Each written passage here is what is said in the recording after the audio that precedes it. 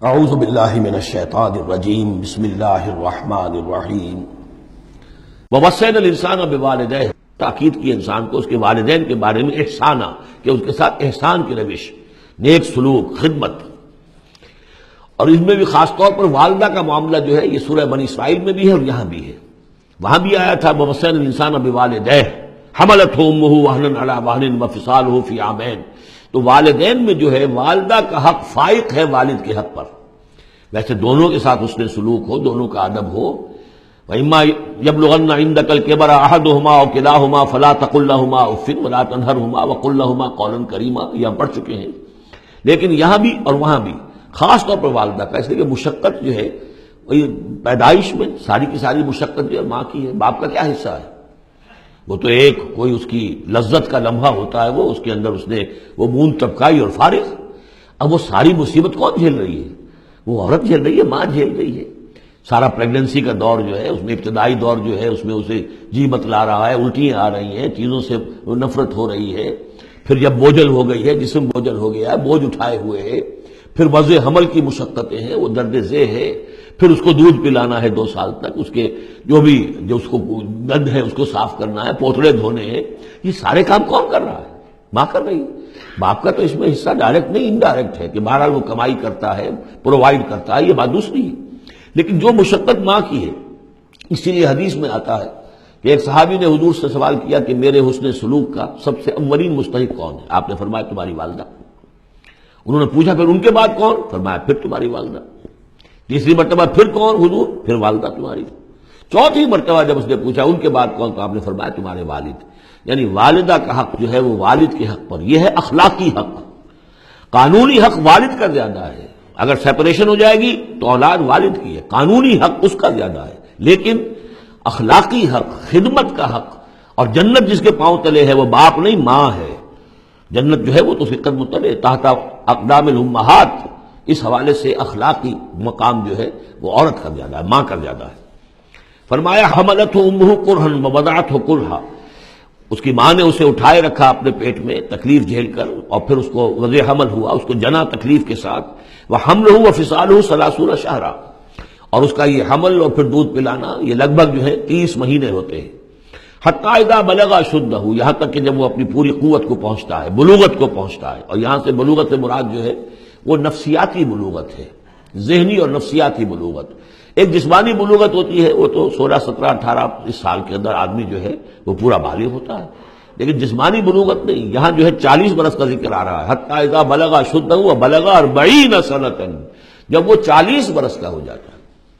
Psychological maturity جو ہے انسان کی وہ 40 برس کی ہے۔ یہی وجہ ہے کہ 40 برس ہی کی عمر میں جو بھی نبوت جو ہے وہ ملتی تھی، حضور کو بھی 40 برس کی۔ فلما بلغ 40 سنۃ حبب الیہ الخلاء فکان یخلو بغار حراء، ایک حدیث ہے بڑی پیاری جس کی راویہ ہیں ام المومنین حضرت عائشہ صدیقہ رضی اللہ تعالیٰ عنہ، جس میں فرمایا انہوں نے کہ حضور نے مجھے بتایا کہ جب میری عمر 40 برس کے قریب ہوئی تو مجھے خلوت گزینی محبوب ہو گئی، تنہائی میں بیٹھ کر، اور پھر آپ جا کر کئی دن کئی راتیں جو ہے غار حرا میں آپ تنہا رہتے تھے، خلوت گزینی، پھر وہیں پر وہی کا آغاز ہوا ہے۔ تو 40 برس کی عمر، اگرچہ استثناءات ہیں، حضرت یحییٰ کے بارے میں ہم پڑھ چکے ہیں سورہ مریم میں، آتیناہ الحکم صبیہ، بچپن ہی میں اللہ نے انہیں حکمت عطا فرما دی، اور ان کو جو بھی وہ میچورٹی ہے اللہ نے بہت ابتدائی عمر میں عطا فرما دی۔ حضرت عیسیٰ کا معاملہ بھی ایسا ہی ہے، لیکن عام قاعدہ و قانون وہی ہے 40 برس کا۔ حتی اذا بلغ اشدہ وبلغ 40 سنۃ قال رب اوزعنی ان اشکر نعمتک التی انعمت علی وعلی والدی، تو وہ کہتا ہے کہ میرے پروردگار مجھے اس کی میری قسمت یہ بنا دے، یہ میرا نصیب فرما دے، مجھے اس کی توفیق دے کہ میں شکر ادا کر سکوں تیرے انعامات کا جو مجھ پر ہوئے اور میرے والدین پر ہوئے، وان اعمل صالحا ترضاہ، اور یہ کہ میں ایسے عمل کروں اچھے جو تجھے پسند آئیں، جنہیں تو پسند کرے، واصلح لی فی ذریتی، اور پھر یہ کہ میرے لیے میری اولاد کے لیے بھی، اولاد میں بھی میرے لیے بہتری پیدا کر دے۔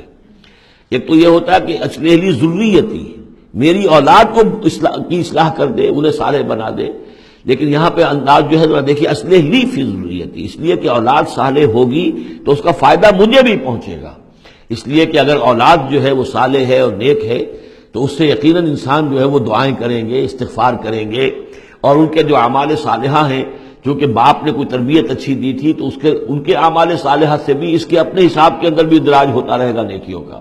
تو اصلح لی فی ذریتی، میری ذریت میں، میری نسل میں میرے لیے اصلاح فرما دے، یعنی ان کی اصلاح فرما جس سے کہ خود مجھے بھی فائدہ پہنچے. اسی بالکل یہی مفہوم ہے کہ جو ہم نے سورہ الفرقان میں پڑھا ہے، وَجْعَلْنَا لِلْمُتَّقِينَ إِمَامًا. مراد یہ کہ ہماری اولاد کو متقی بنا، تاکہ ان کی جو ہم از خود ان کے آگے چلنے والے ہیں، ان کے امام ہیں، وہ ہمارے فالوورز ہیں، ہمارے پیچھے چلنے والے ہیں. اور قیامت میں ایسا ہوگا، حشر میں آدمی اٹھیں گے اور ان کے پیچھے ان کی نسلیں چلی آ رہی ہیں، تو ہمارے پیچھے آنے والے ہیں وہ نیک ہوں، متقی ہوں. وَأَصْلِحْ لِي فِي ذُرِّيَّتِي إِنِّي تُبْتُ إِلَيْكَ، میں تیری جناب میں توبہ کرتا ہوں، رجوع کرتا ہوں. وَإِنِّي مِنَ الْمُسْلِمِينَ، اور یقیناً میں تیرے فرما برداروں میں سے ہوں. اولئک الذین نتقبل عنہم احسن ما عملوا، یہ وہ لوگ ہیں جن سے ہم ان کے بہترین اعمال قبول فرمائیں گے. ونتجاوز عن سیئاتہم، اور اگر کوئی خطائیں ہوں گی، کوئی چیز ان کے اندر کمزوری کا پہلو بھی ہوگا، ہم اس سے درگزر فرمائیں گے. فی اصحاب الجنہ، اور پھر یہ اصحاب الجنہ میں ہوں گے، جنت والوں میں شامل ہو جائیں گے. وعد الصدق الذی کانوا یوعدون، یہ سچا وعدہ ہے جس کا کہ ان سے وعدہ کیا جاتا تھا. اب اس کے برعکس سے کردار ہے. یہ تو یہ کہ ایک صالح بیٹا ہے، اور وہ جب اپنی پوری میچورٹی کو پہنچا ہے اور بلوغ کو پہنچا ہے نفسیاتی اور ذہنی اعتبار سے، تو اس کا طرز عمل تو یہ ہے جو آ گیا. رب اوزعنی ان اشکر نعمتک التی انعمت علی وعلی والدی وان اعمل صالحا ترضاہ واصلح لی فی ذریتی. ایک دوسرا برعکس کردار ہے، والذی قال لوالدیہ اف لکما اتعداننی ان اخرج وقد خلت القرون من قبلی.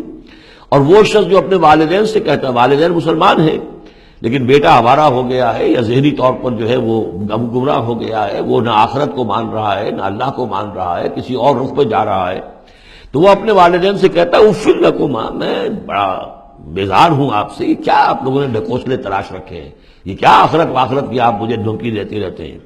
اتعداننی، کیا آپ مجھے اس بات سے ڈراتے ہیں، وعدہ دیتے ہیں، دھمکاتے ہیں، ان اخرجا، کہ مجھے نکالا جائے گا، دوبارہ زندہ کیا جائے گا. وقد خلت القرون من قبلی، مجھ سے پہلے نہ معلوم کتنی نسلیں بیت چکی ہیں، ہزارہا لوگ نسل بعد نسل ختم ہو چکے ہیں، تو میں تو ان باتوں کو ماننے والا نہیں ہوں، یہ آپ کے ڈھکوسلے ہیں، یہ پرانی باتیں ہیں، دقیانوسی باتیں ہیں. وہما یستغیثان اللہ ویلک آمن، اور وہ دونوں ماں باپ جو ہیں بیچارے وہ نیک، وہ دعائی دے رہے ہیں اللہ کی کہ اللہ کے بندے ویلک، تباہی ہو تیری، خرابی ہو تیری، آمن، ایمان لا، مان ان باتوں کو.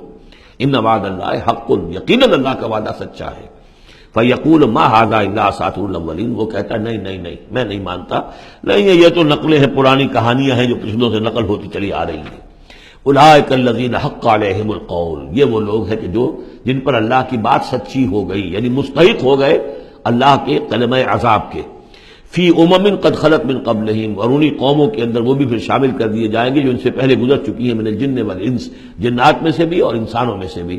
انہم کانوا خاسرین، یقیناً وہی لوگ ہیں خسارے والے، برباد ہونے والے. وَلِكُلٍّ دَرَجَاتٌ مِّمَّا عَمِلُوا، اور سب کے لیے درجے اور مقامات معین ہوں گے ان کے اعمال کے اعتبار سے.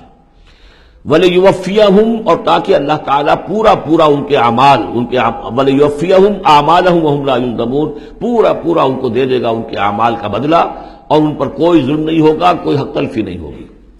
وَيَوْمَ يُعْرَضُ الَّذِينَ كَفَرُوا عَلَى النَّارِ، اور جس دن کہ یہ کافر پیش کیے جائیں گے آگ پر، اور اس وقت ان سے کہا جائے گا اذهبتم طیباتکم فی حیاتکم الدنیا واستمتعتم بها، دیکھو بھائی تم نے اپنے جو مزے لینے تھے، لوٹنے تھے، عیش کرنے تھے، وہ تم دنیا کی زندگی میں کر چکے ہو.